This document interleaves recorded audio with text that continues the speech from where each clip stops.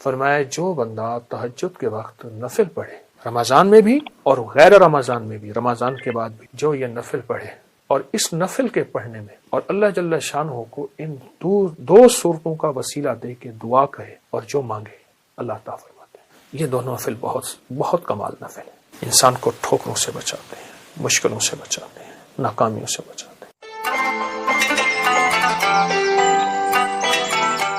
روحانی طاقت اور جسمانی طاقت میں بہت زیادہ محبت اور پیار، اپنے آپ کو توجہ دی۔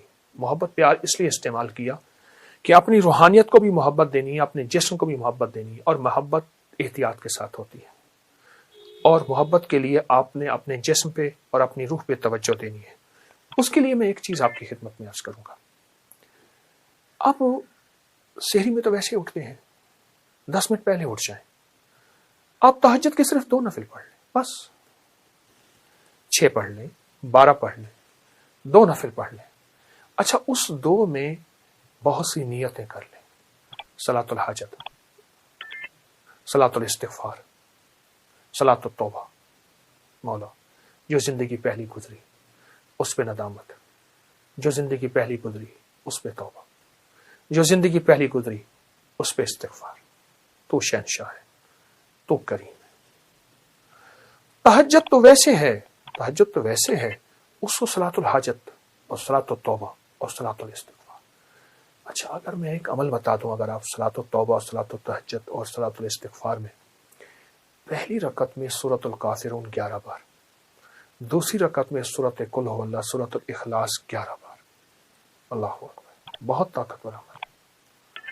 فرمایا جو بندہ تہجد کے وقت نفل پڑھے، رمضان میں بھی اور غیر رمضان میں بھی، رمضان کے بعد بھی، جو یہ نفل پڑھے اور اس نفل کے پڑھنے میں، نفل پڑھے اور اس نفل کے پڑھنے میں، یہ نفل میں سورۃ الکافرون اس میں شامل کرے، پہلی رکعت میں 11 اور سورۃ قل ھو اللہ پہلی رکعت میں 11، اور اللہ جل شانہ کو ان 2 صورتوں کا وسیلہ دے کے دعا کہے اور جو مانگے اللہ عطا فرماتے ہیں۔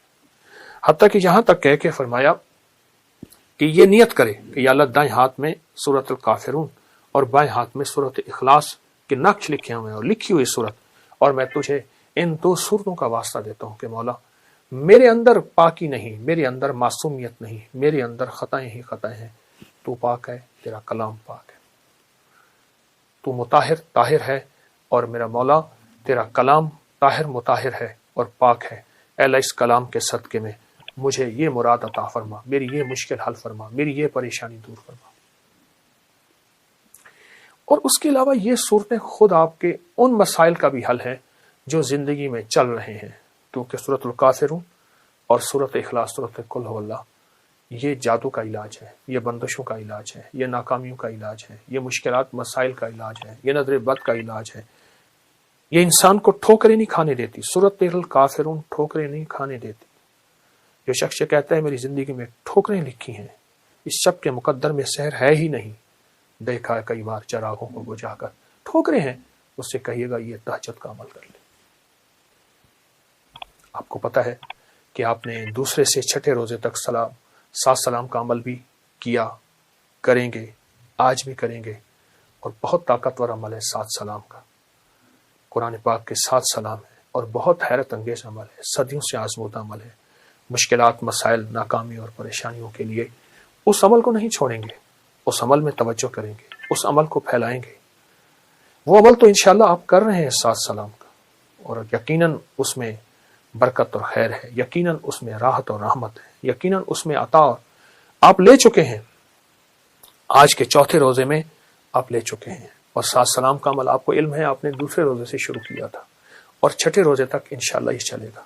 لیکن ساتھ یہ جو نفل میں نے بتائے ہیں نا، یہ دونوں نفل بہت کمال نفل ہے، انسان کو ٹھوکروں سے بچاتے ہیں، مشکلوں سے بچاتے ہیں، ناکامیوں سے بچاتے ہیں۔ پھر اللہ کو اللہ کے کلام کا واسطہ دیں گے کہ مولا میں تو کچھ نہیں، نہ میں سنی نہ دولت پلے، کیوں کر یار مناوا ہوں، اے دکھ سنو ہر دم روسی، روندی ہی مر جاوا ہوں۔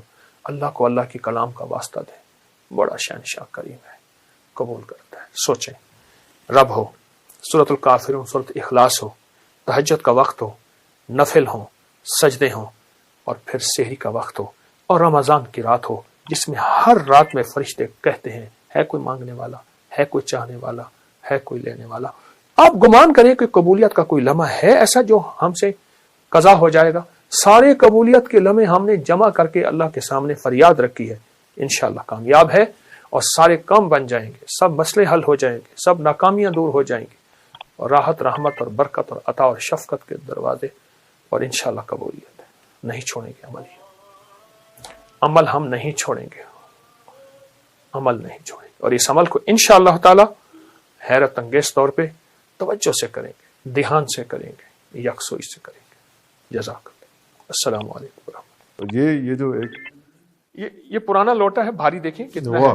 واہ زبردست زبردست، لکڑی کے پیسز، اور یہ چکی، اور چکی وہ پڑی ہوئی ہے. واہ واہ واہ واہ واہ. یہ بھی کہیں ایسی ہی کسی جگہ سے یہ جی سارا ہاں، کچھ ہے پرانی جس چیزیں میں؟ نکلی ہیں، چونکہ میرے پاس جگہ نہیں ہے جی تو جی. میں نے فی الحال تو رکھ دیا ہے. یہ اس کا آپ ذکر کر رہے تھے. یہ بھرے ہوئے ہیں، یہ دیکھیں واہ واہ، برتن بھرے بھرے ہوئے ہوئے ہیں، ہیں اس میں سارے جگہ ہی نہیں ہے، اس چیز سے. کہاں سے لا. ارے ارے، یہ بھی اسی طرح سے یہ سارا. یہ پرانا ویل ہے، پرانی ریڑیاں ہوتی تھیں، جی بیل جی ریڑیاں، جی جو جس کے آگے پرانے پہیے ہوتے تھے. یہ پرانی جوتیاں ہیں، یہ جوتیاں ہیں.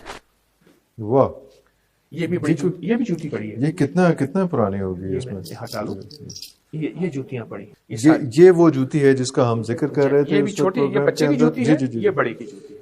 یہ پہن لیتے تھے، اور یہ آپ کہہ رہے ہیں کہ یہ پہننے کے بعد جو ہے کوئی ایسا مسئلہ، کوئی بیماری، کوئی چیز، کوئی کچھ نہیں. اور یہ ایسا کہ ایک لنک ہے باڈی کے اندر، کیونکہ ابھی بھی جو ڈاکٹرز ہیں وہ پیر سے ہی مساج کر کے سارا کچھ، ہارٹ کے بیماریاں اور سارا کچھ اسی سے کر رہے ہیں. تو یہ ایک آٹو مسلسل کا ایک چل رہا ہوتا تھا فطرت کے ساتھ. واہ واہ واہ. اچھا حضرت جی، یہ وہ اونٹ کی ہڈیاں جو آپ کہہ رہے تھے کہ یہ سارا کچھ ہے، اور اگر میں یہ پکڑوں.